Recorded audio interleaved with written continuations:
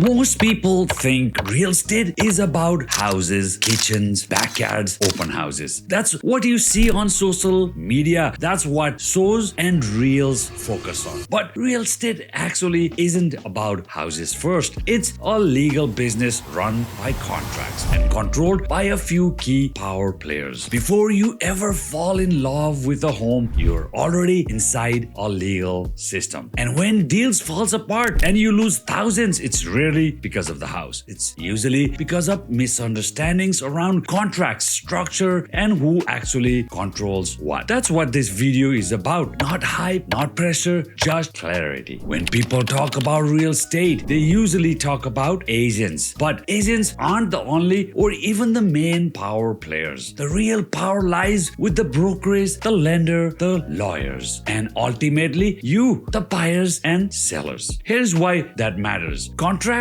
are with brokerages, not individuals. Deposits are held in the trust accounts. Mortgages are controlled by lenders. Ownership is transferred by lawyers. Agents simply guide the process, but they don't control the money or the legal system. That distinction matters more than most people realize. You might like an agent, you might trust someone personally, but contracts don't care about relationship. They care about structure. And in real estate, 3 agreements govern everything. Once you understand these, the entire buying process becomes clearer. Before we talk houses, we need to talk contracts and power players, because real estate is not HGTV, it's not vibes, it's not we'll figure it out later. It's a contract-driven business. 3 major agreements control almost every residential transaction in Ontario. The first, the listing agreement. This creates the legal relationship between the seller and the brokerage, not the agent, the brokerage. That matters because when you buy, the deposits that you give is in the trust accounts at the brokerage level. And over the last few years, we've seen brokerages get into serious trouble for misusing or mismanaging those trust funds. Just Google iPro Realty and you'll see a recent $10 million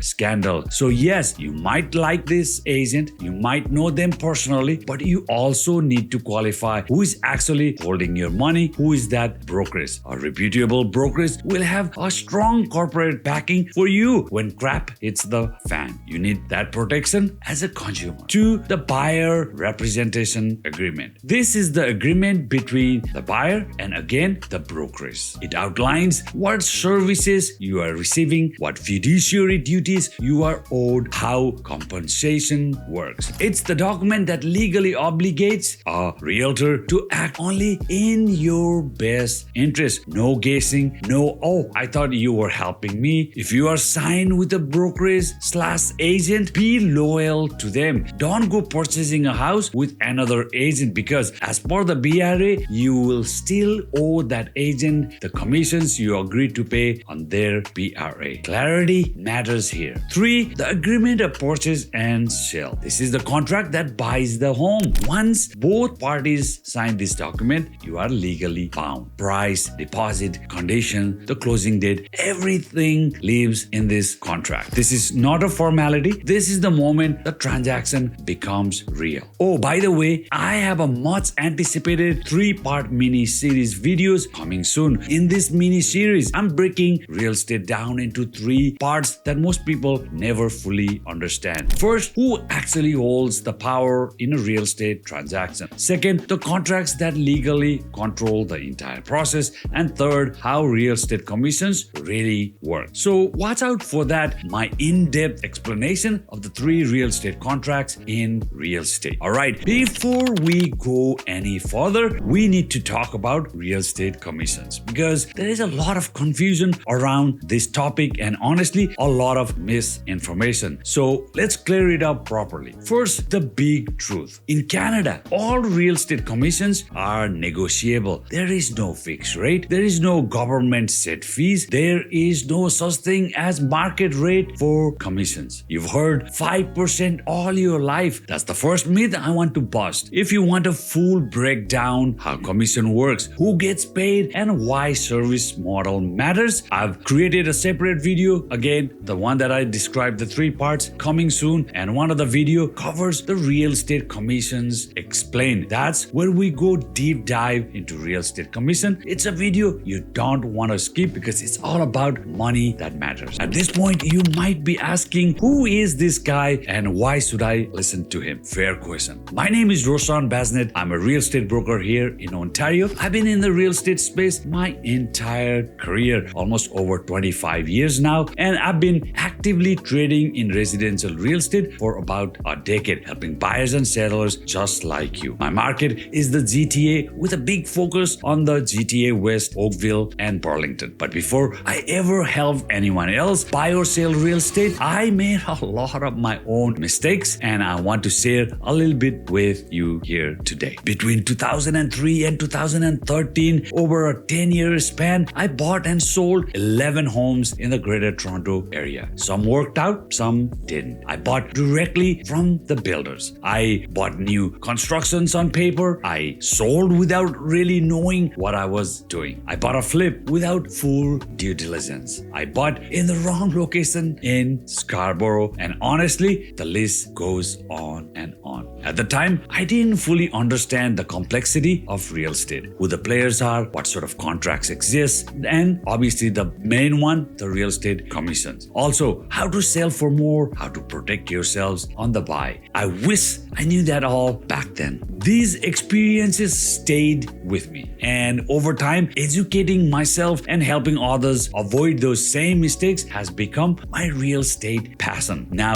after making plenty of my own mistakes and helping hundreds of buyers and sellers navigate this process, I feel like I've seen enough to make a video like this. Not to impress you, but to reassure you. When someone hires me as their realtor, my job is very simple: to help them get the house they want, the price they want, and the terms they want. And that's not something you get by scrolling listings online. Real estate isn't simple. It's layered, it's strategic, and it's full of decisions that compound over time. So the real question becomes, how do we actually find that home? And how do we get it without unnecessary stress, mistakes, or regret? That's what I'm excited to walk you through today. I'm going to break down the entire home buying journey step by step so you understand the process, the order, and the decision that matters most. This journey isn't 12 random steps. It's 4 clear phases. Each phase has a different goal. Alright, before we talk about money, before we talk about listings, before we talk about offers, this is where everything actually starts. Step 1 is planning. And this step is not about spreadsheets, it's about self-awareness. Why are you buying? Are you upsizing, downsizing, starting a family, relocating for work? What stages of life are you in right now? Not 5 years ago, not 5 years from now. Then there is risk. How much risk are you actually comfortable with? There is financial risk, market risk, lifestyle risk. Some people think they want one thing until they live with it every single day. That's why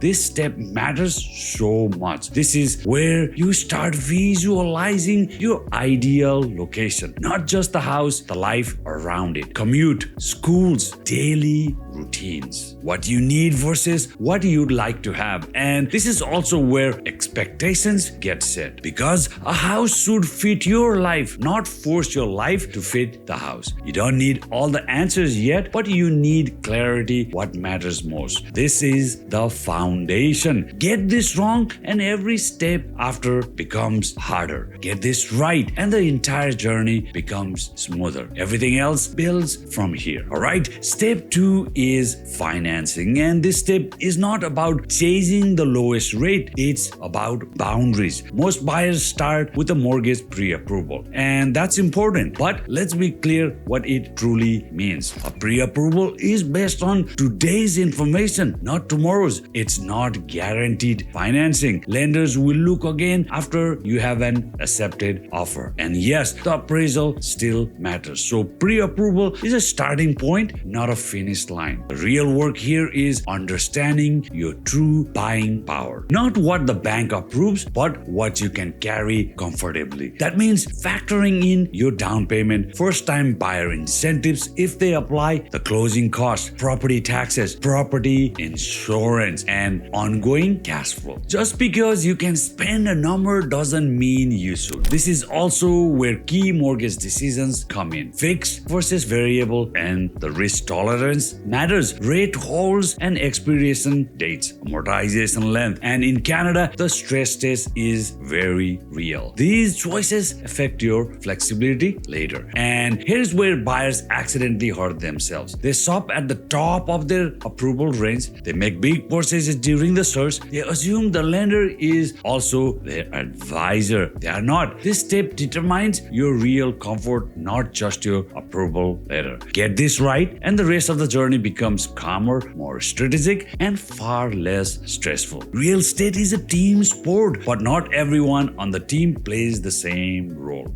And this step is about understanding the differences. You have your realtor, you have the mortgage, you have the brokerage behind them, you have your lawyer, and you have your lender. Each one has a distinct responsibility. Each one shows up at different stages of the journey. This step isn't about personalities, it's about roles. Your realtor is active in the market. They understand pricing, neighborhoods, and strategy. They guide the search, the offer, and the negotiation. The brokerage matters too because contracts, trust funds, and compliance sit at the brokerage level, not with an individual agent. That's why it's important to qualify not just the agent you like, but the brokerage representing you. Your real estate lawyer protects your legal interest. They review contracts, they manage trust funds, they make sure title conditions and closings are handled properly. And your lender focuses on risk, approval, and structure. Different jobs, different priorities, same exact goal. When these roles are clearly defined early, the process feels structured instead of chaotic.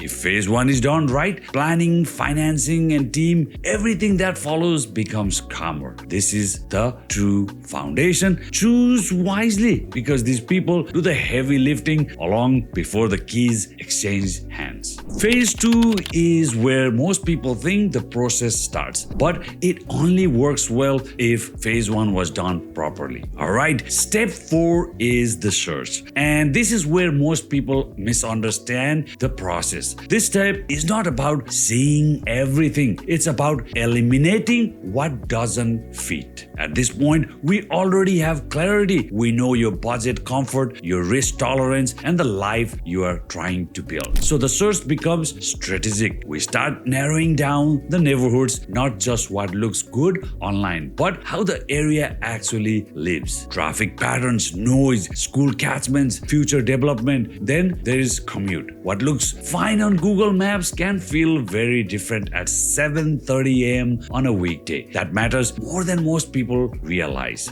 School matters even if you don't have kids because they impact long-term demand and future resale value. And future resale is always part of the conversation, even if this isn't your forever home. You don't want to buy something that limits your exit later. This is where online listings fall short. Photos don't show street traffic, lot orientation, neighboring properties, or what's coming next door in 2 years. Online listings don't show you the reality. The local knowledge does. A good search process saves time, reduces emotional fatigue, and prevents decision regret. By the time we are booking showings, we are not guessing anymore. We are filtering. And that's what makes the rest of the journey smoother. Showings aren't about touring homes. They are about testing reality. This is where things get real. Photos can look great. Layouts can surprise you. And neighborhood feel very different when you're actually standing there. At a showing, we are paying attention to the layout, the lot size, the backyard, and the street itself. Because you can renovate a house, you can't renovate a location. This is also where expectations get set. What works on paper doesn't always work in real life,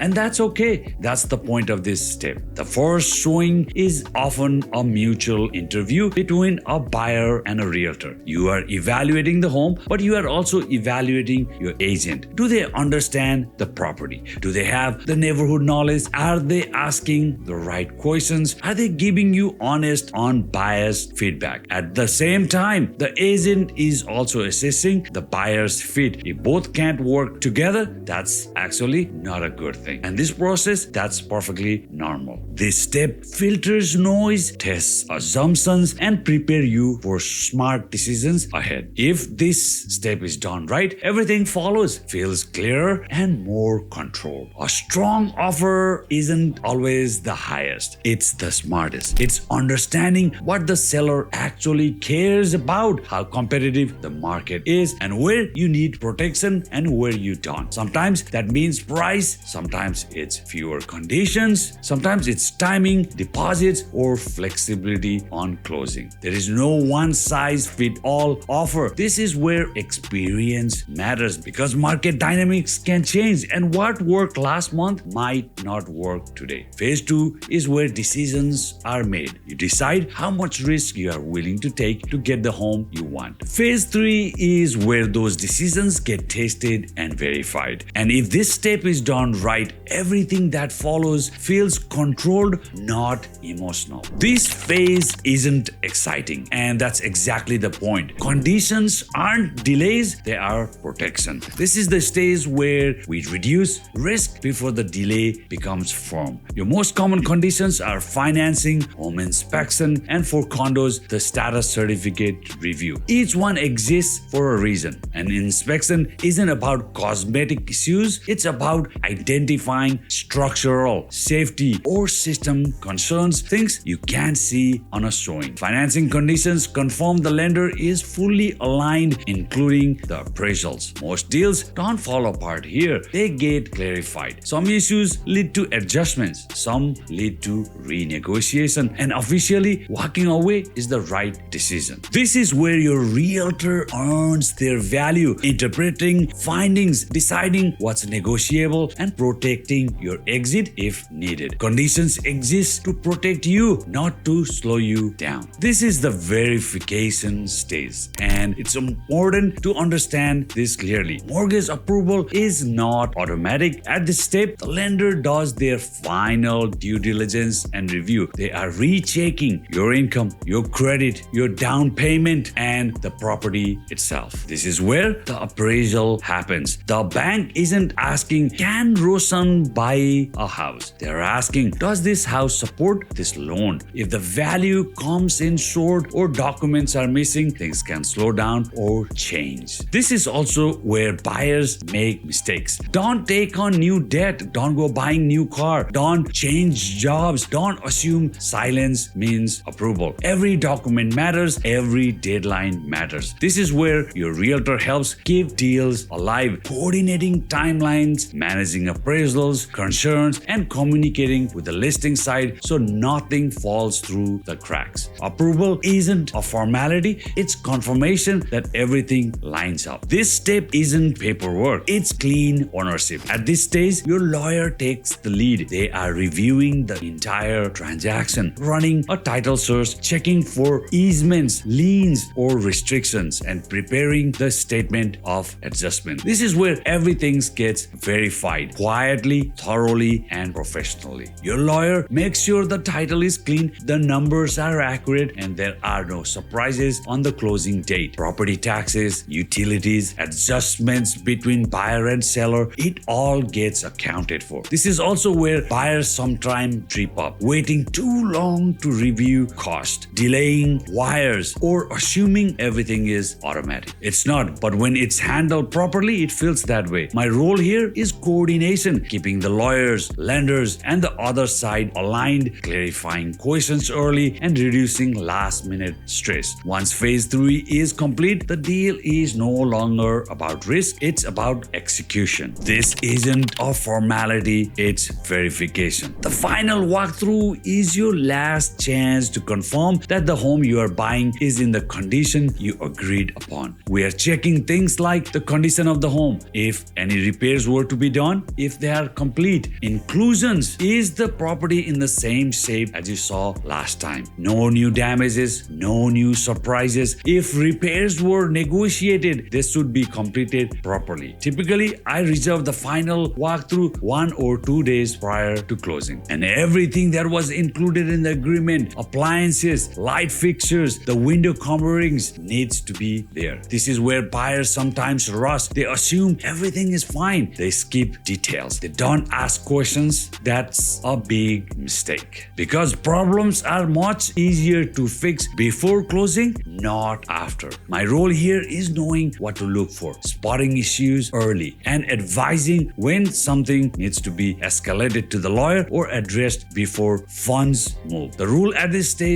is simple: trust but verify. The closing day isn't about just the excitement. It's about coordination. Behind the scenes, a lot is happening. Lawyers exchange funds. The mortgage is funded. The title is registered in the buyer's name. This all happens quietly and mostly without you involved. As a buyer, what you experience is waiting for confirmation, waiting for the call from the lawyer or the email that says the deal is closed, and providing you with the instructions how to retrieve the keys. And that's normal. One of the biggest misconceptions about closing day is that silence means something is wrong. It usually doesn't. In real estate, no news is often good news. My role on closing day is managing timelines, communicating with the lawyer, and stepping in if there are delays or questions. Not every closing happens at 9 o'clock in the morning. Some happens in the afternoon, some run right up to the end of the business day. This is still all normal. Once confirmation comes in, ownership transfers have happened, keys are then released, and the transaction is legally complete. Closing day isn't loud, it's precise. And when it's done right, it feels uneventful, which is exactly what you want. Buying the home is the transaction. Owning the home is the journey. Once the keys are in your hands, the focus shifts. This step is about taking possession and setting yourself up properly from day one. The first things to think about are simple but important. Changing the locks, setting up utilities, confirming your insurance. These aren't exciting, but they create peace of mind. Then comes the reality of ownership. Your property taxes schedule, the utility bills, the maintenance costs, and some small repairs you didn't notice right away. That's normal. Every home has a learning curve. This is also where many buyers assume the relationship with their realtor ends. It shouldn't. My role doesn't stop at closing. I remain a resource for referrals, questions, and long-term decisions. Because owning a home isn't about one day. It's about how the home supports your life over the years. The deal is done. Now the journey begins. And done right, this is just the beginning, not the end. Alright, we're done with the 12 steps of home buying journey in Canada. If there's one thing I hope you take away from this, it's that buying a home isn't random. It's a process. If you're a first-time buyer, an upsizer, or just planning ahead, my role isn't to sell your house. It's to help you understand process and make good decisions at that right time. If you want to walk through your situation or get clarity before committing to anything, I'm always happy to do that. Whether it's now or later, understanding the process always puts you ahead. Thanks for watching this video. Please give it a like and subscribe to my channel. And I can't wait for the next mini series video where I'm breaking down real estate into 3 parts that most people never fully understand. First, who actually holds the power in a real estate transaction and what does that mean? Second, the contracts that legally control the entire process. We're gonna do some deep dive. And third, how real estate commissions really work. Everybody wants to know this. This series will be a good one. And I'm Realtor Roshan. I'll see you there.